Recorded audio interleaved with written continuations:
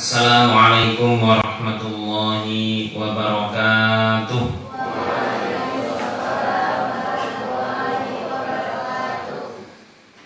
Alhamdulillahi rabbil alamin. Nahmaduhu wa nasta'inuhu wa nastaghfiruh wa na'udzu billahi min shururi anfusina wa min sayyiati a'malina. May yahdihillahu fala mudilla lahu wa may yudlil fala hadiya lahu. Asyhadu an la ilaha illallah wahdahu la syarika lah wa asyhadu anna Muhammadan abduhu wa rasuluh. Allahumma sholli wa sallim wa barik ala Muhammad wa ala alihi wa sahbihi ajma'in. Bapak Ibu dan saudara semuanya yang dirahmati Allah Subhanahu wa taala. Alhamdulillah pada kesempatan malam hari ini kembali kita bisa hadir di tempat yang mulia ini. Mudah-mudahan kehadiran kita pada malam hari di majelis ilmu ini dicatat oleh Allah sebagai amal soleh dan kita diperkenankan untuk mengambil ganjarannya nanti di akhirat. Amin. Bapak Ibu yang dirahmati Allah, malam ini kita akan melanjutkan bahasan kita dari buku Akidahnya Sayyidina Ilyas. Kemarin kita sudah masuk bab 2 ya, terkait dengan wujudullah. Malam ini kita akan masuk ke poin B, yaitu tentang tauhidullah. Bagi yang punya bukunya bisa dilihat di halaman 18.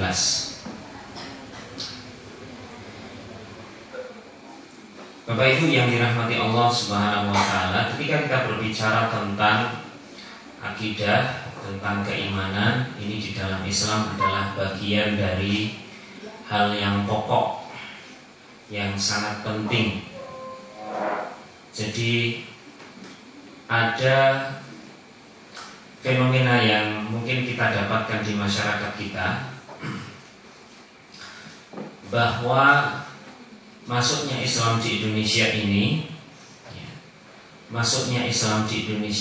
melalui pendekatan budaya, pendekatan adat istiadat yang bersangkut paut langsung dengan pola ibadah dari kaum muslimin. Kenapa? Karena tantangan pada waktu Islam masuk pertama di Nusantara ini, memang kalau kita melihat sejarahnya itu sangat berat. Kenapa? Di Nusantara ini ada satu keyakinan, kalau yang belajar sejarah itu ada namanya animisme dan dinamisme. Artinya kepercayaan terhadap alam itu sungguh sangat luar biasa. Nah, mungkin ya, akhirnya para ulama dulu berijtihad masuk Islam ke Nusantara ini. Pertama tidak menggunakan akidah dulu, tetapi akidah dipakai sebagai pembuka sebagian, kemudian rata-rata selanjutnya dipakailah pintu ibadah ya. Dan itu pola itu ternyata sampai hari ini masih dipakai. Makanya kalau kita sekolah di SD, SMP, SMA, bahkan sampai perguruan tinggi, pelajaran atau mata kuliah agama Islam itu biasanya tidak lepas dari yang namanya praktek sholat, praktek sholat sunnah, praktek sholat wajib, praktek sholat jenazah, praktek sholat khusuf dan kusuf, praktek sholat apalagi gitu. Sementara bagian akidah ini ya, jarang yang kemudian menjadikannya bahan pelajaran. Maka kita tidak heran ketika di masyarakat kita mempeng banget gitu ke masjid gitu. Tetapi ada sebagian di antaranya masih melakukan hal-hal yang sebenarnya berdekatan dengan hal-hal kesyirikan ya, tapi sholatnya jalan terus begitu. Nah, Bapak Ibu yang dirahmati Allah Subhanahu wa taala, sehingga ketika kita hari ini belajar tentang akidah, memang ini adalah bagian dari perjuangan kita ya. Bahkan Mbah Dahlan dulu di awal-awal Muhammadiyah berdiri itu, ini menjadi salah satu apa istilahnya, salah satu senjata gitu. Bahkan yang namanya fikih ibadah itu dulu belum begitu difikirkan. Majelis tarjih itu ada kan sudah lama Muhammadiyah itu berdiri, baru kemudian ada tarjih. Tapi awal-awal itu adalah kaitannya dengan keyakinan dulu, akidah dulu yang dibenahi. Nah, malam hari ini ya, merupakan lanjutan dari malam-malam yang kita pernah membahas tentang akidah, dan mudah-mudahan ini nanti akan memberikan kekuatan kepada kita semuanya terkait dengan akidah, terkait dengan keimanan kita kepada Allah Subhanahu wa taala. Baik, kita kembali ke buku halaman 18 poin B bagi yang punya, judulnya atau subjudul Tauhidullah. Ya. Judulnya Tauhidullah. Tauhid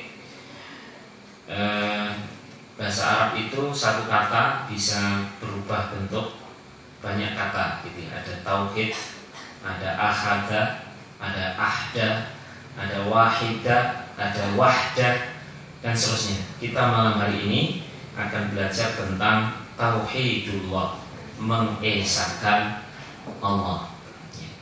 Mengesahkan Allah. Kalau kita terjemahkan secara umum, Tauhidullah adalah mengesahkan Allah. Bapak Ibu yang dirahmati Allah Subhanahu wa taala, ketika kita berbicara tentang tauhid, kenapa kita membicarakan ketauhidan Allah? Karena Allah sendiri ya, yang berfirman di dalam Al-Qur'an, yang mengatakan untuk Allah sendiri, innani anallaha la ilaha illa ana fa'budni. La ilaha illa ana, tidak ada ilah kecuali aku, kata Allah. Nah, di situ Allah meneguhkan dirinya bahwa Allah adalah satu-satunya. Maka setiap kali kita berbicara tentang Allah, namanya tauhid. Mulai dari agamanya Nabi Adam, kemudian Idris, Nuh, Hud, Soleh, sampai Nabi Ibrahim, semuanya tauhid. Sampai kemudian Nabi Isa, Nabi Yahya, sampai Rasulullah Muhammad SAW, semuanya satu bahasa mengesahkan Allah, mengesahkan Allah. Karena Allah sendiri yang memperkenalkan dirinya sendiri kepada kita sebagai makhluknya. Innani anallaha la ilaha illa ana, tidak ada ilah kecuali aku. Maka kalau ada yang kemudian membo-membo mengaku aku dirinya sebagai ilah, dirinya sebagai Tuhan ya, maka itu tidak dipakai kawi ya. Kalau yang asli itu memang Allah sendiri yang memperkenalkan ya, tentang dirinya. Bapak Ibu yang dirahmati Allah Subhanahu wa ta'ala, walaupun ketika Allah itu memperkenalkan diri atau memperkenalkan makhluk-makhluknya yang gaib, Allah gaib. Kalau kita belajar tentang kegaiban Allah, kegaiban makhluk-makhluk Allah yang lain, kita kembali kepada ayat Allah, wa ma utitum minal ilmi illa qalila. Aku tidak memberikan pemahaman terhadap kalian kecuali sedikit. Tapi yang sedikit ini mudah-mudahan bisa menjadikan kita lebih yakin lagi, lebih paham lagi tentang Allah. Baru kita berbicara tentang atau menjawab pertanyaan tentang di mana Allah, itu saja kita sudah sangat terbatas pengetahuan kita. Di mana Allah itu, Pak? Allah itu di mana? Arsy. Arsy-nya di mana?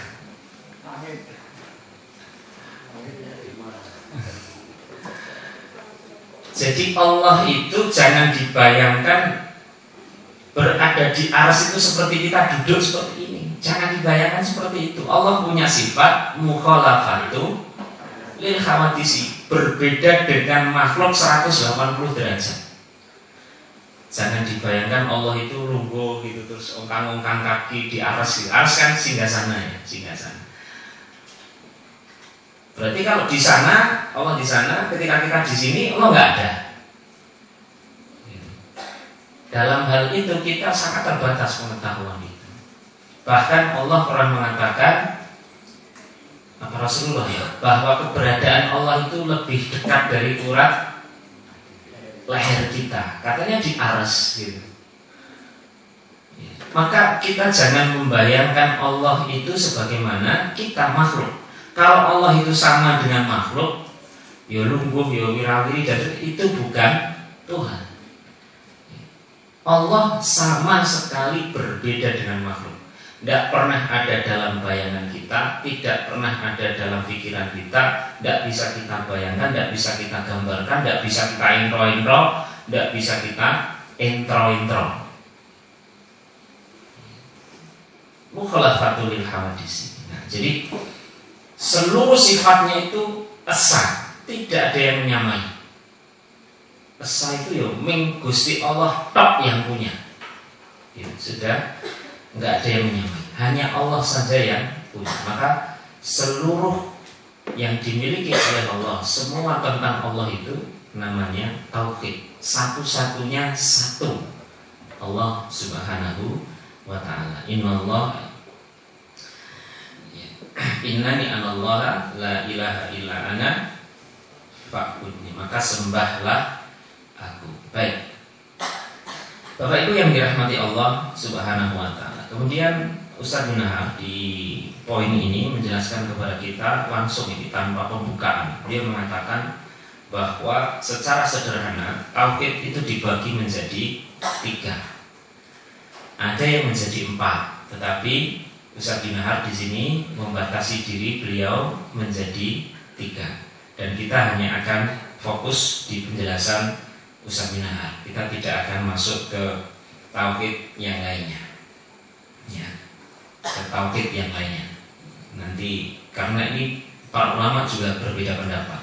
Kita ambil saja yang dari Ustaz Munahar yang kita baca di sini, yang sumbernya itu adalah dari surat An-Nas. Dulu sebagian pernah saya sampaikan di sini, sebagian tentang Qul a'udzu birabbin nas, malikin nas, ilahin nas. Ini mendasari ya, pembagian tauhid itu menjadi 3. Sebagian kaum muslimin atau sebagian ulama itu ada yang nggak mau membagi 3 ini, ada yang nggak mau. Ya. Ada yang nggak mau. Jadi ya tauhid begitu. Nah, kita akan belajar dari buku Ustaz Munahar ini bahwa tauhid secara sederhana dibagi menjadi 3, bersumber dari surat An-Nas. Yang pertama, Qul a'udzu birabbin nas. Yang pertama, Allah itu Rabbin nas atau Rabb namanya. Maka ketika kita berbicara tentang Rabb ini ya, disebut sebagai tauhid rububiyah. Masih ingat dulu ketika saya menjelaskan tentang tauhid rububiyah, secara sederhana bagaimana artinya? Bahwa Allah itu adalah yang memberi kepada manusia, memberi ya, memberi rezeki, memberi hidup, memberi nafas, memberi. Allah sebagai Rabb ya, itu artinya Allah yang memberi. Itu secara sederhana ya, secara sederhana. Tapi malam hari ini akan kita apa istilahnya ya, akan kita ulik-ulik lah gitu ya, akan kita perjelas lagi gitu tentang yang pertama yang disebut sebagai tauhid rububiyah. Bagaimana rububiyah Allah? Ya, bagaimana ketuhanan Allah? Ya, kerububiyahan Allah itu paling tidak Ustaz Munahar di sini mencatat ada 3 ya, sebagaimana yang saya buat slide itu. Yang pertama, rububiyah Allah, tauhid rububiyah. Yang pertama adalah meyakini, mengimani Allah sebagai Khaliqon, sebagai pencipta, atau dalam bahasa kita yang maha pencipta. Mencipta itu berbeda dengan membuat. Masih ingat perbedaannya apa antara mencipta dengan membuat? Kalau mencipta itu membuat dari tidak ada menjadi ada. Tapi kalau hanya sekedar membuat dari ada menjadi ada yang lain. Membuat meja dari kayu ada menjadi meja, menjadi ada yang lain, itu membuat. Dan itu bukan sifat Allah, tapi itu sifat makhluk. Kalau Allah itu membuat atau Khaliqon, mencipta dari sesuatu yang tidak ada menjadi ada. Dari sesuatu yang tidak ada menjadi ada. Kun fayakun, celing langsung ganti.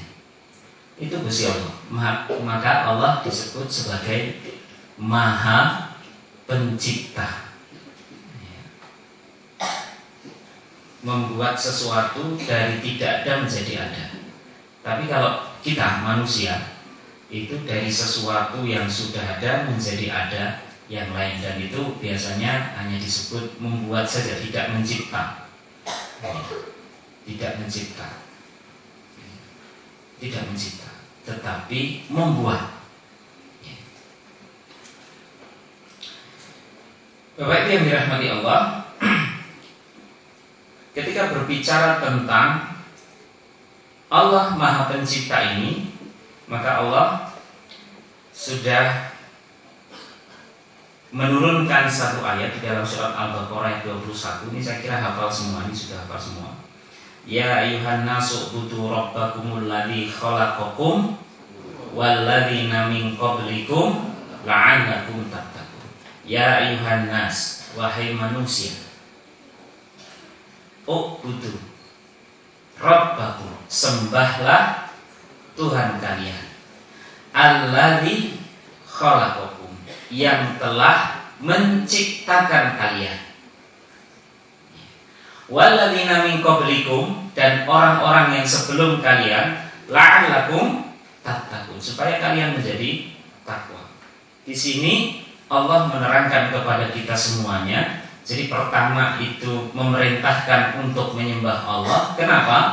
Karena manusia, kenapa harus menyembah Allah? Karena manusia adalah diciptakan dari Allah. Memang tujuannya agar manusia menyembah Allah. Wa ma khalaqtul jinna wal insa illa liya'budun. Allah tidak menciptakan jin dan manusia kecuali untuk beribadah kepada Allah. Jin dan manusia, jin dan manusia. Maka antara jin dan manusia ini ya sama-sama ciptaan Allah, hanya dimensi ruangnya yang berbeda. Kita kelihatan menjadi makhluk kasar, kalau jin namanya makhluk halus. Tetapi seluruh nabi dan rasul, mulai dari Nabi Adam sampai Rasulullah Muhammad SAW, yang jumlahnya 124.000 nabi dan rasul itu semua diutus untuk kalangan manusia dan jin. Gitu ya. Jadi jin itu diikutkan, nabinya diikutkan manusia. Ajarannya sama, sampai hari ini juga ajarannya sama. Bahkan Rasulullah itu secara khusus itu mengajari tokoh-tokoh jin, dan sudah diuling sama Kanjeng Nabi, nanti kalau kalian pulang ke negeri-negeri kalian, maka jangan lupa ajak saudara-saudara kalian untuk masuk Islam. Ya. Bapak Ibu yang dirahmati Allah Subhanahu wa ta'ala. Jadi Allah menciptakan manusia, ya. Allah menciptakan manusia, Allah menciptakan yang lain, dunia dan seisinya. Allah menciptakan alam semesta, Allah menciptakan surga neraka, Allah menciptakan apa saja yang ada. di muka dunia ini, tidak hanya di muka bumi, di seluruh jagat raya ini, ya, maka Allah disebut sebagai Khaliq, ya, mencipta. Allah adalah Maha Pencipta. Bapak Ibu yang dirahmati Allah Subhanahu wa Ta'ala. Khusus untuk manusia, Allah mengatakan dalam surat Fatir, Wallahu khalaqakum min turab, dan Allah itu menciptakan kalian, manusia maksudnya, min turab, dari turab, tanah. Proses penciptaannya sangat luar biasa, ya. Jadi bumi dan seisinya ini kan diciptakan lebih dulu oleh Allah Subhanahu wa Ta'ala sebelum Allah menciptakan manusia. Bisa dibaca di Sirah, di Sirah Nabawiyah, karangannya atau tulisan dari Ibnu Katsir, Qisasul Anbiya judul bukunya. Jadi Allah pertama kali memerintahkan malaikat Jibril untuk datang ke bumi mengambil sampel bahan yang akan dijadikan manusia, yang dipakai untuk menciptakan manusia. Menciptakan manusia. Kemudian datanglah Jibril ke bumi. Setelah datang di bumi, Jibril memohon kepada bumi untuk mengambil sebagian dari tanah yang dimiliki. Tapi ketika bumi ini diambil tanahnya, itu sebenarnya merasa sakit, ya, merasa sakit. Maka kalau ada manusia yang kemudian mengeksplorasi bumi, mengeksplorasi tanah dan seterusnya dengan sewenang-wenang, itu sebenarnya menyiksa bumi. Kalau misalkan bumi itu bisa berbicara, kita bisa mendengar pembicaraan bumi, mungkin kita sudah akan berhenti. Maka kemudian Jibril nggak tega, pulang lagi. Diutuslah malaikat Mikail datang ke bumi. Sama, ketika mau diambil, bumi protes. Nanti kalau sampai yang nekat ngambil, saya akan mengadu kepada Allah. Nggak jadi malaikat Mikail. Balik lagi ke tempatnya, ke langit. Akhirnya Allah mengutus malaikat Israel. Malaikat Israel datang tanpa ngetok pintu, tanpa bilang sama bumi, langsung diambil sebagian dari bumi itu. Diambil dari tanah yang berwarna putih, tanah berwarna merah, hitam, dan abu-abu. Kemudian disampaikan kepada Allah, ya. Kemudian dimix. Ya. Ini jangan jangan dibayangkan seperti kita buat adonan roti gitu ya. Ya. Tetapi memang begitu. Kalau panjenengan punya bukunya itu ya, Qisasul Anbiya, karangan Imam Ibnu Katsir, yang ngarang tafsir Ibnu Katsir itu jenengan akan betah sekali membaca itu. Tulisannya bagus, ya, tulisannya bagus, semua berdasarkan dalil yang sahih, ya, insya Allah. Ya, walaupun ada beberapa yang ditakhrij hadisnya itu, ada beberapa yang dhaif, tapi rata-rata yang dipakai oleh Imam Ibnu Katsir itu cukup kuat. Menikmati ketika membaca itu. Kemudian jangan juga jangan membayangkan lah itu katanya Allah itu menciptakan, mengambil dari tanah yang buat siapa? Allah. Gitu. Tapi kalau tukang kayunya yang buat bukan tukang kayu, yang buat Allah. Gitu. Jadi itu tetap masuk dalam kategori penciptaan. Diambil, ya, kemudian dibuatlah boneka ya, pertama oleh Allah Subhanahu wa Ta'ala, dibuat ya seperti manusia seperti ini, dibiarkan selama 40 tahun kalau dalam riwayat itu, ya, dicipta, dibiarkan selama 40 tahun sampai kemudian kering, ya, sampai kemudian jin yang sudah diciptakan lebih dulu itu mengeksplorasi ini bagaimana sih calon makhluk yang diciptakan oleh Allah ini. Maka jin masuk melalui dubur Nabi Adam, calon Nabi Adam, keluar dari mulut, keluar dari hidung, masuk dari hidung, keluar dari dubur. Ternyata kata jin itu tidak ada apa-apanya di dalam, itu cuma tanah memang. Belum ditiupkan roh kepada Nabi Adam. Jadi kita ini, ya, nenek moyang kita namanya Nabi Adam itu diciptakan langsung dari tangan Allah, langsung dari tangan Allah. Jenengan ampun bayangke tangan Gusti Allah kaya tangan awake dhewe. Sekali lagi ketika kita berbicara tentang ya af'al Allah, tentang sifat Allah itu beda sama sekali dengan makhluk. Setelah 40 tahun ditiupkanlah roh. Ketika roh itu sampai tenggorokan, Nabi Adam bangun, tapi belum sampai ke sini. Kemudian bersin Nabi Adam itu. Ya, di kitab itu diceritakan Nabi Adam kemudian ketika bersin itu mengucapkan Alhamdulillah. Malaikat yang mendengar mengatakan Yarhamukallah. Ternyata doa orang bersin itu pertama kali yang mengucapkan Nabi Adam. Nah ini terkait dengan penciptaan manusia, karena di dalam surat Fatir dikatakan wallahu khalaqakum min turab, dan Allah menciptakan kalian dari tanah. Tauhid rububiyah yang pertama, Allah sebagai pencipta. Yang kedua Raziqan, Allah sebagai Maha pemberi rezeki. Maha pemberi rezeki. Seluruh makhluk Allah, seluruh makhluk ciptaan Allah tidak mungkin terlupa, tidak diberi rezeki oleh Allah Subhanahu wa taala. Semuanya, baik besar maupun kecil, semuanya diberikan rezeki oleh Allah Subhanahu wa taala. Diberikan jalannya masing-masing, diberikan sebabnya masing-masing, sehingga seluruh ciptaan Allah itu kebagian rezeki. Siapa malaikat pembagi rezeki? Malaikat Mikail. Ketika kita berbicara tentang malaikat Mikail adalah termasuk salah satu malaikat yang terbesar, karena harus menjamin seluruh makhluk Allah itu ada dalam posisi mendapatkan rezeki semuanya. Mendapatkan rezeki semuanya.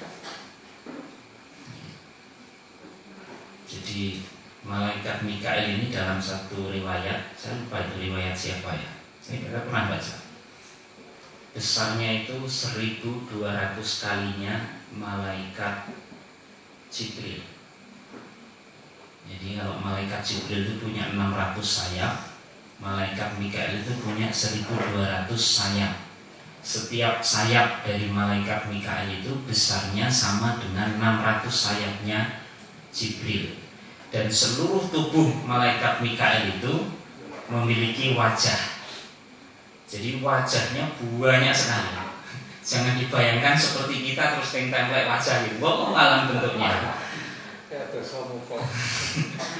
Wallahu alam bentuknya, ya. Malaikat Mikail itu berjuta-juta wajah ada dalam tubuhnya. Bentuknya seperti apa? Wallahu alam bishawab.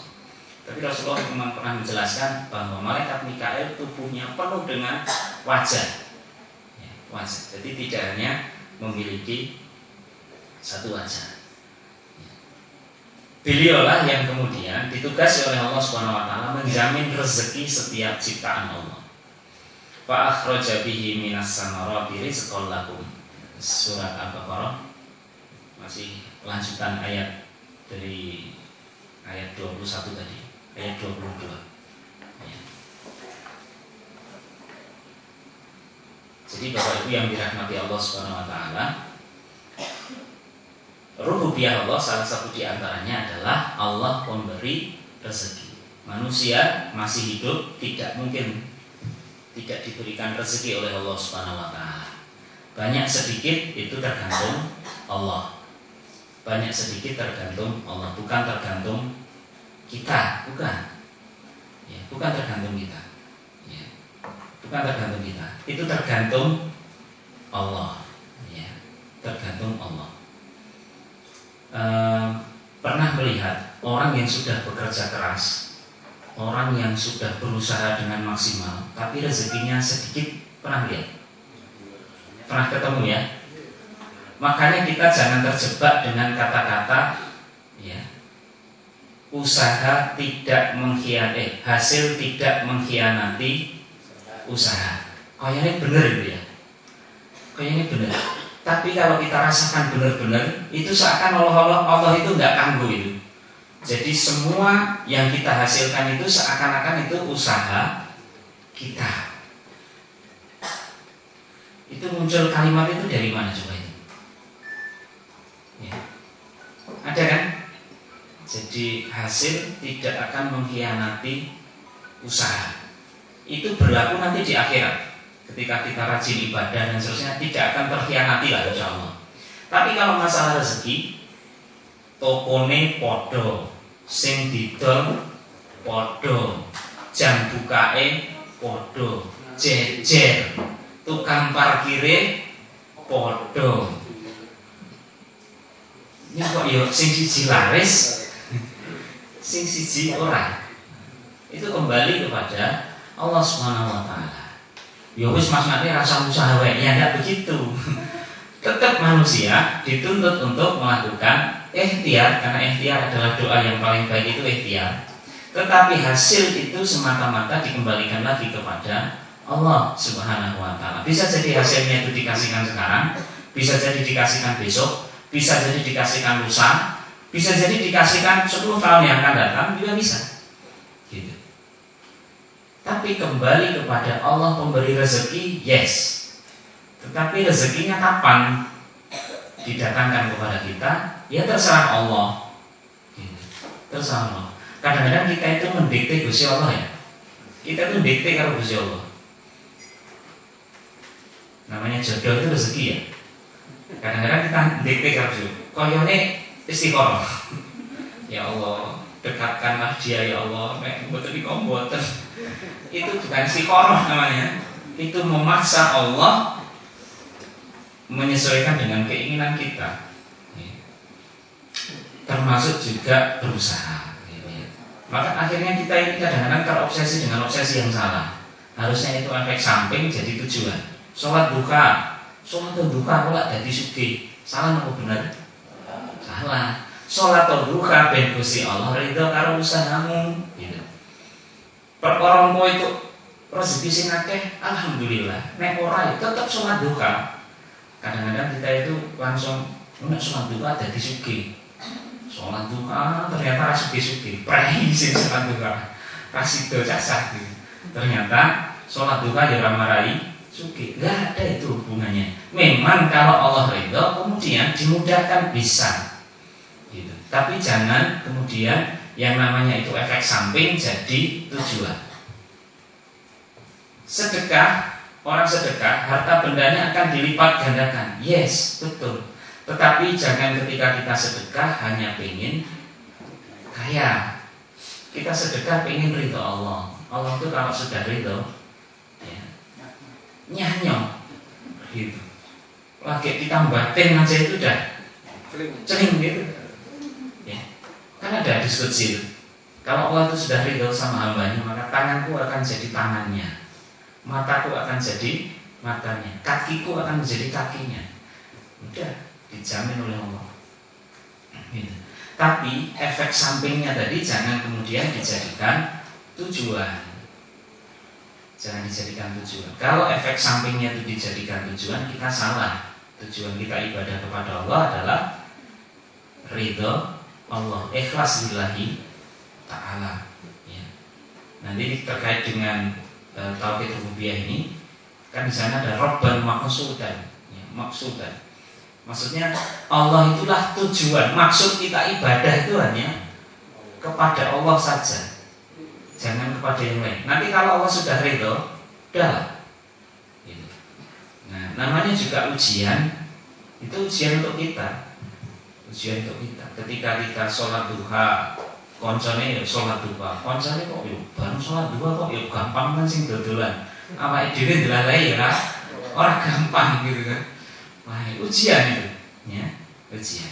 Maka kembali lagi, yang memberi rezeki adalah Allah Subhanahu wa taala. Bukan karena kita, tetapi memang karena Allah sebagai Rabb punya kewajiban kepada ciptaannya untuk menjamin kelangsungan hidupnya.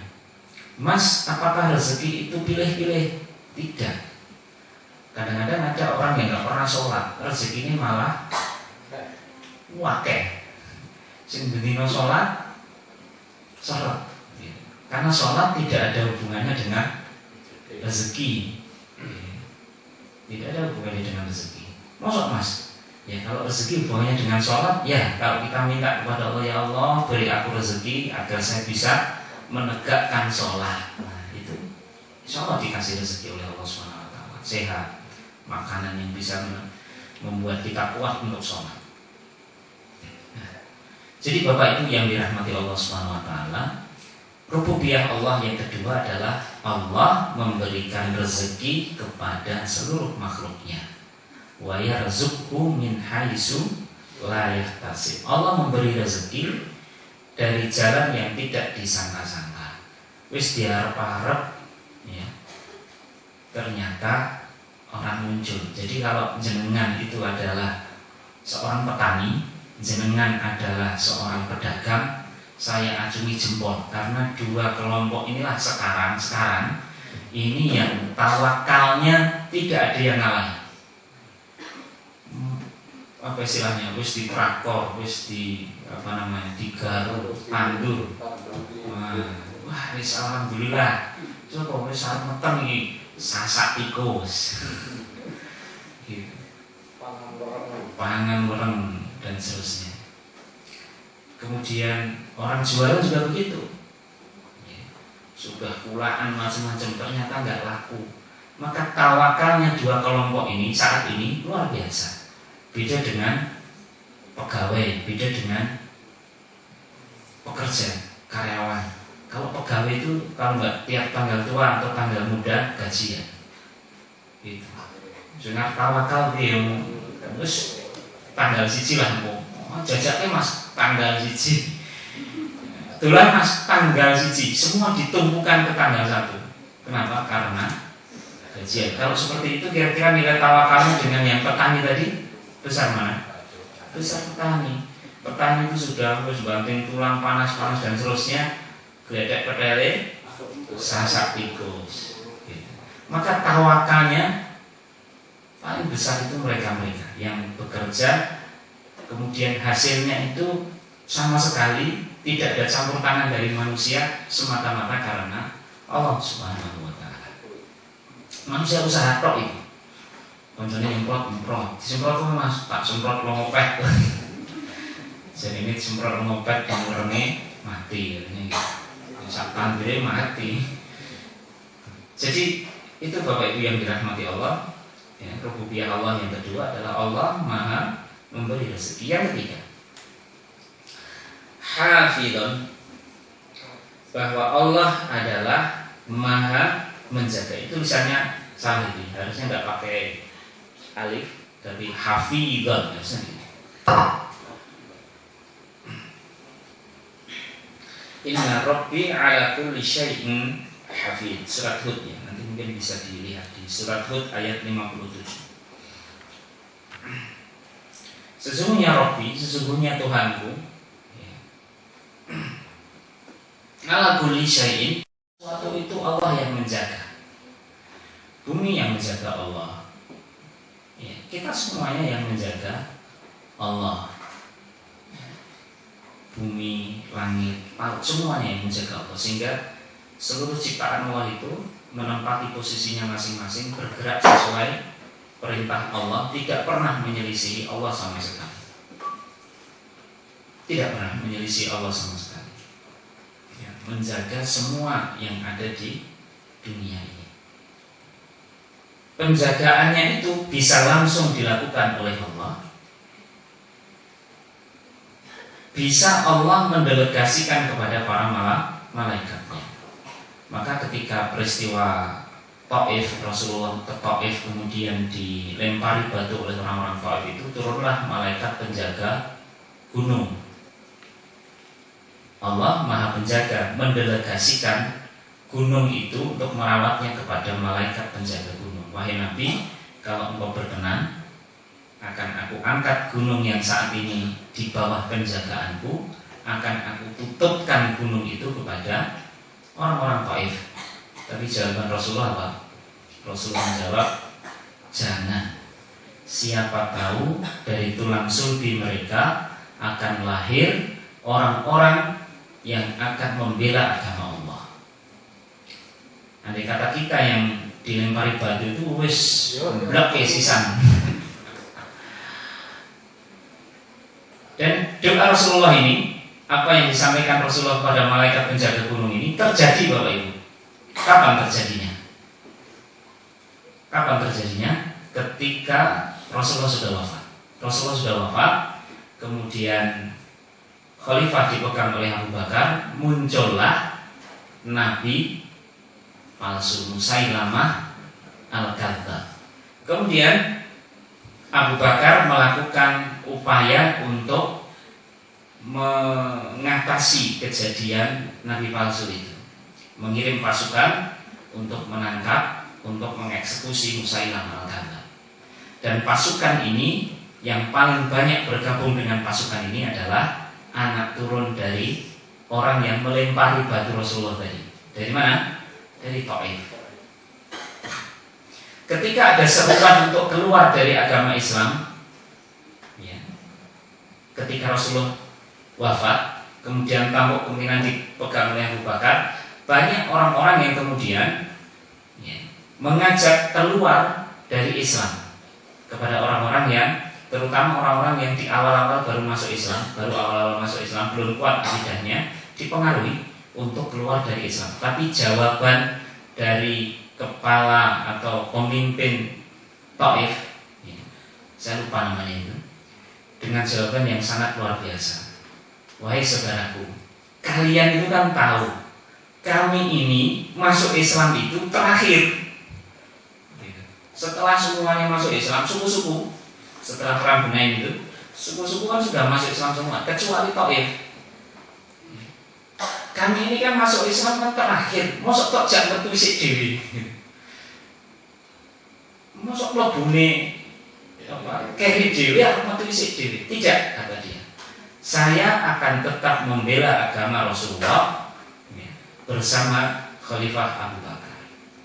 Nah, itulah ternyata doa Rasulullah ketika ketemu dengan malaikat, mau dihabiskan itu orang-orang Taif itu, dicegah oleh Rasulullah. Barangkali nanti dari tulang sulbi mereka lahir generasi-generasi yang akan membela Islam. Dan ternyata benar apa yang diharapkan oleh Rasulullah Shallallahu Alaihi Wasallam. Sampai sekarang Bapak Ibu, kalau panjenengan nanti ada kesempatan untuk umroh atau haji, ya bisa nanti naksi ke Taif. Jaraknya kurang lebih 80 sampai 100 km dari Mekah. Kalau jenengan mau menikmati suasana Tawangmangu di Mekah, jadi Taif itu. Ya, jadi tempatnya tinggi, dingin, dan kalau jenengan ke Mekah, ke Madinah, kok di situ banyak buah-buahan, ada pisang, ada sayur, ada kangkung, ada bayam, banyak di situ. Produsennya dari mana? Dari Taif. Ya, dari Taif. Jadi Taif tidak hanya memproduksi atau menghasilkan kurma, tapi apa yang ada di Indonesia ada, terong, ada pisang, ada semuanya. Kecuali yang belum saya temukan itu durian. Durian memang. Gitu. Tapi mau cari apa tuh? Sing linggir-linggir ini apa Bu? Kapri. Napa nih kajian lu? Pare. Parenya itu Pak. Ada di sana. Pikiran juga saya. Ceme atau buncis atau kapri ya, kacang kapri atau nah itu ada di sana dari Taif itu. Nah sampai hari ini Taif menjadi penyangga makanan bagi kota Mekah, bagi kota Mekah dan Madinah. Ceritanya begitu. Jadi Bapak Ibu yang dirahmati Allah Subhanahu Wa Taala, Allah menjaga ciptaannya itu bisa langsung Allah sendiri, bisa melalui para malaikat. Salah satunya adalah gunung, kemudian laut dan seterusnya. Itu ada penjaganya, ada penjaga. Bahkan kita sendiri ini, kita manusia ini juga disertai oleh Allah 2 orang malaikat. 2 atau 3 Pak? Untuk kita Raqib, Atid. Yang satu mencatat amal baik, yang satu mencatat amal buruk. Ada satu lagi Pak,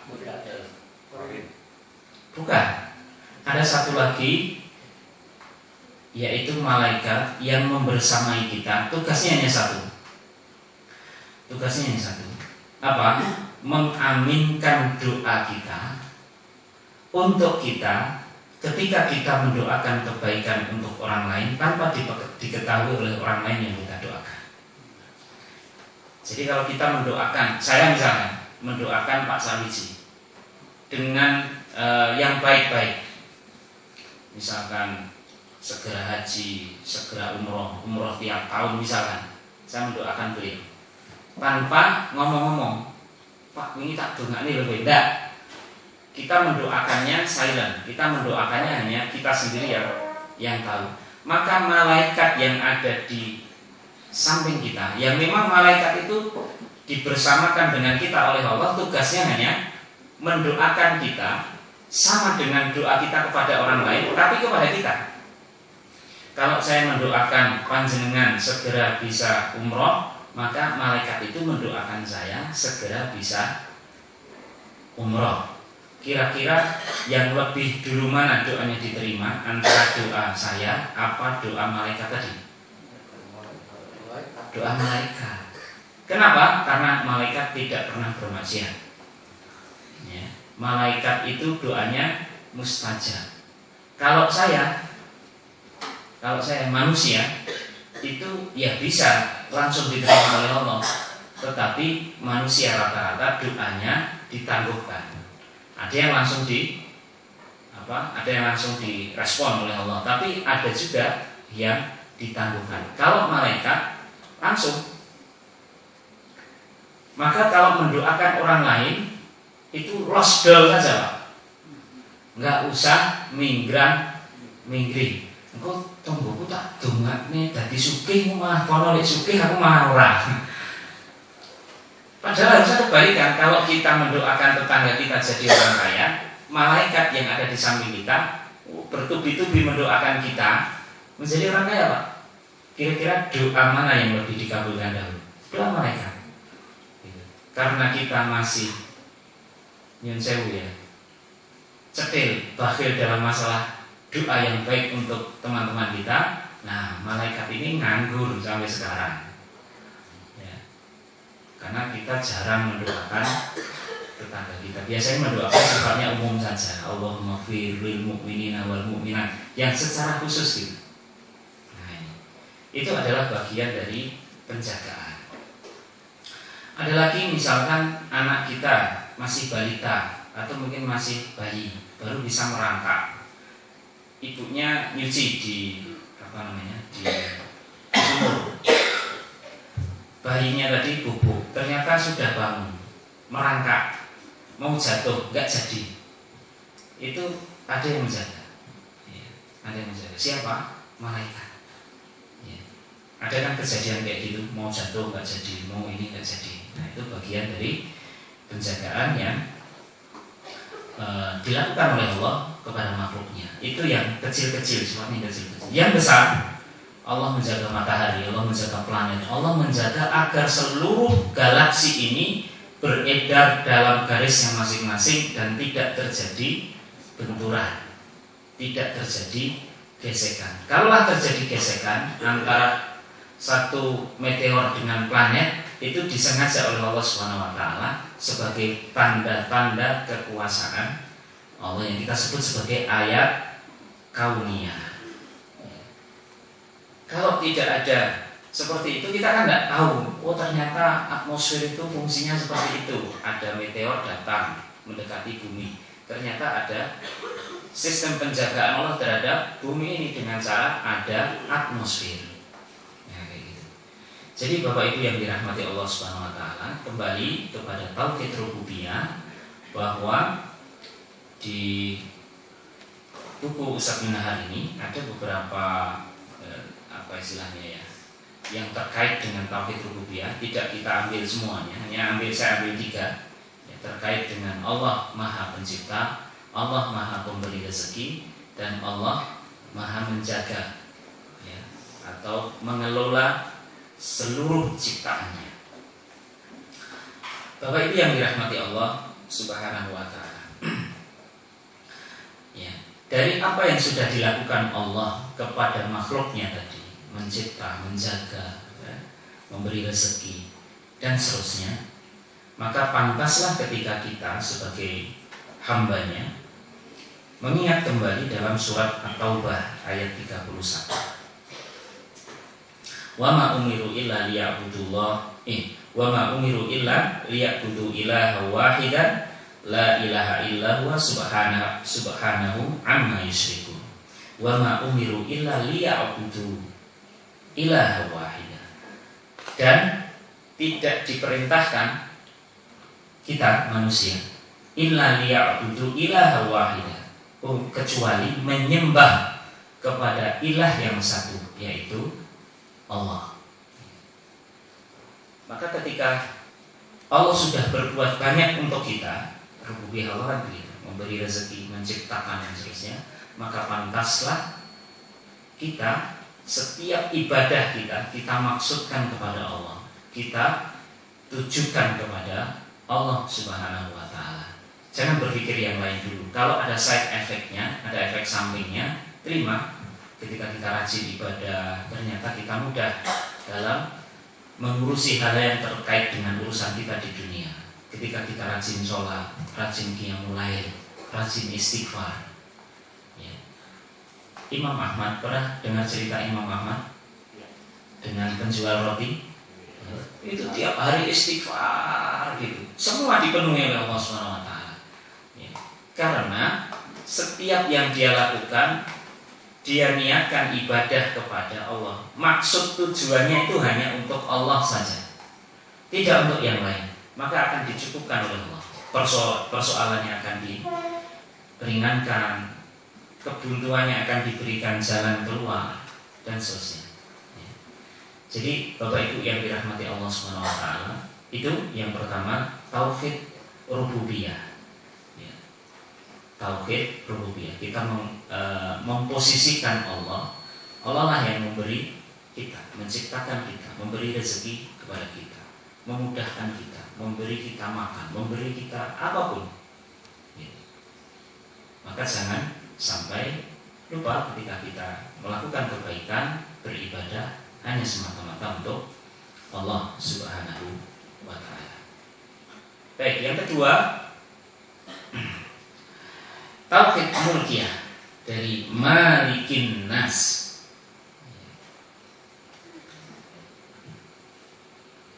Kalau Ustaz bin Nahar ini memasukkan tauhid mulkiyah bagian dari rububiyah, walaupun kemudian beliau mengatakan, tapi kalau dibahas masuk di tauhid rububiyah nanti akan kurang istilahnya kurang detail. Maka kemudian oleh beliau tauhid mulkiyah ini dibahas tersendiri di poin yang kedua. Tauhid mulkiyah. Mulkiyah dari kata maliki yaumiddin, malikin nas, dari kata malik artinya pemilik, artinya yang memiliki, atau pemilik.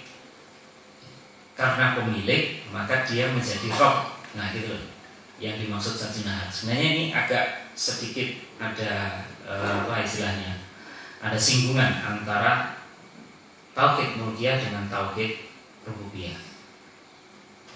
Karena dia pemilik, maka dia yang berkuasa atas miliknya itu. Karena dia pemilik, maka Allah berkuasa atas yang dimilikinya itu. Mau diapakan yang dimilikannya itu, Allah berkuasa. Diberi rezeki, diberi macam-macam, ya.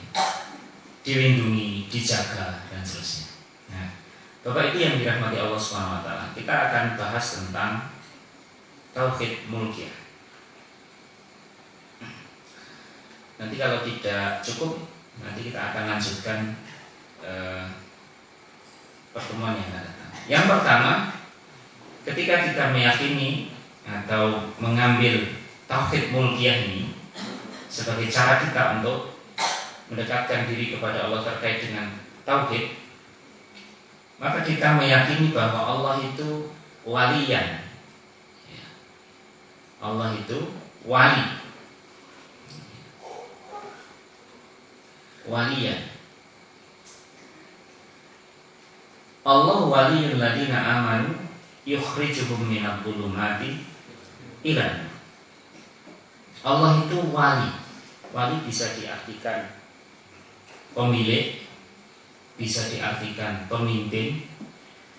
Kalau misalkan ada wali murid, berarti yang punya murid itu disekolahkan di salah satu sekolah. Ya, dia memimpin anak itu, dia memiliki anak itu, dan seterusnya.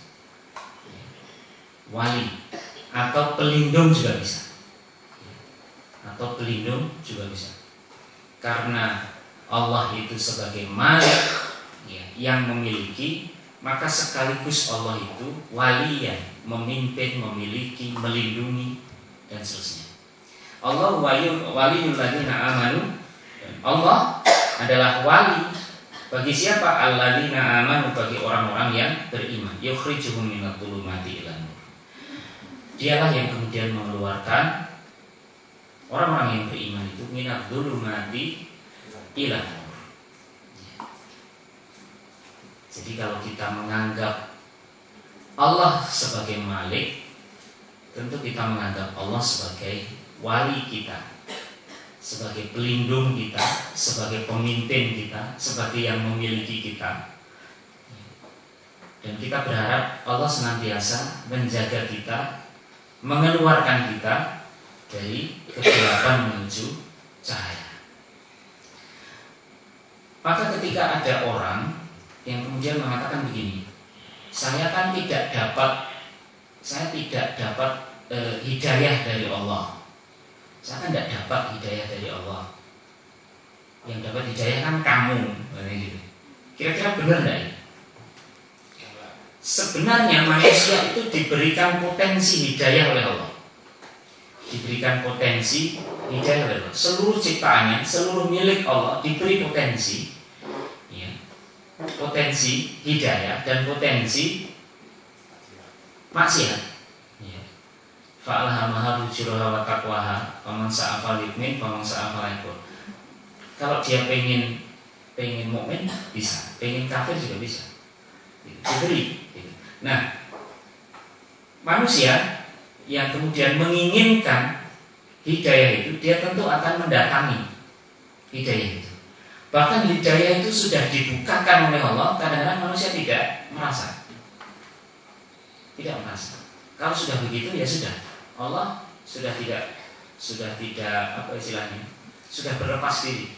Contoh, dulu di zaman Rasulullah SAW ada, waktu masih di Mekah, itu ada peristiwa 3 orang kafir Quraisy. Tapi ini yang satu saya lupa namanya. Yang pertama itu namanya Abu Jahal, yang kedua Abu Sufyan, yang ketiga ini saya lupa. 3 orang ini sangat tertarik dengan bacaan Al-Quran Rasulullah SAW. Jadi setiap malam 3 orang ini ya, mendengar kalau lewat di depan rumah Rasulullah kok tertarik gitu. Akhirnya Abu Jahal ini nama yang memberikan Rasulullah. Abu Jahal. Nama aslinya siapa? Amr bin Hisham. Nama gelar yang memberikan orang Quraisy siapa? Abul Hakam. Umar bin Hisham atau Amr bin Hisham, gelarnya Abul Hakam, orang yang paling bijaksana di Mekah. Tetapi kenapa Rasulullah memberikan gelar Abu Jahal? Bapak kebodohan. Jadi orang bodoh, yaitu gelarnya Abul Hakam, orang yang paling bijaksana di Mekah. Kenapa? Karena 3 orang ini tertarik dengan apa yang dibaca oleh Rasulullah. Jadi Abu Jahal itu ketika mendengar suara bacaan Quran Rasulullah, dia mampir, mengendap-endap, melihat, ngintip, ngincang Rasulullah dari luar. Wah, Muhammad ini lagi ngobrol, indah sekali bacaannya. Nah, dikiranya dia hanya sendiri. Ternyata Abu Sufyan sama, tertarik dengan bacaan Rasulullah, dia juga mengendap-endap di situ. Kemudian secara sembunyi-sembunyi melihat apa yang dilakukan oleh Rasulullah di dalam rumah. Dan satu lagi, tapi ini saya lupa namanya, ini satu lagi orang Quraisy. Nah, begitu sampai di situ ketemulah 3 orang itu. Ngopo. Karena dia gengsi ketika harus konangan sedang menunggu Rasulullah SAW membaca Al-Quran. Akhirnya sepakat 3 orang ini. Wes sesuk hari ini lho, iya hari ini. Akhirnya malam berikutnya masing-masing ini berpikir, nek aku rono dewi, paling liyane ra rono. Abu Jahal akhirnya berangkat, dia berpikiran Abu Sufyan ke sana. Temannya satu lagi ini juga berpikiran nggak akan ke sana. Hari kedua ketemu lagi 3 orang, loh kok ini meneh? Sepakat lagi sampai hari ketiga. Begitu lagi. Setelah hari ketiga, wis orang yang apa istilahnya, nggak ada lagi ngindik Muhammad. Dah. Nah ini sejak hari ketiga itu mereka bertiga tidak lagi mendatangi rumah Rasulullah. Sebenarnya 3 orang ini sudah dibuka jalannya oleh Allah SWT untuk masuk Islam. Tetapi Abu Jahal gengsi. Kenapa gengsi? Karena Abu Jahal ini dari suku Bani Makhzum, Bani yang kuat juga, kaya-kaya. Kanjeng Nabi ini dari Bani Hashim. Dua-duanya ini tokoh Quraisy Mekah, podo pintere, podo terkenali, sampai akhirnya Rasulullah mendapatkan gelar Al-Amin. Usianya kan hampir sama ini. Ini sejak kecil saingan terus ini antara Abu Jahal dengan Rasulullah. Kemudian Abu Jahal ini mendapatkan gelar Abul Hakam, bapaknya orang bijaksana. Rasulullah mendapatkan gelar Shadiqul Wa'dul Amin, orang yang jujur dan bisa dipercaya. Dapat gelar.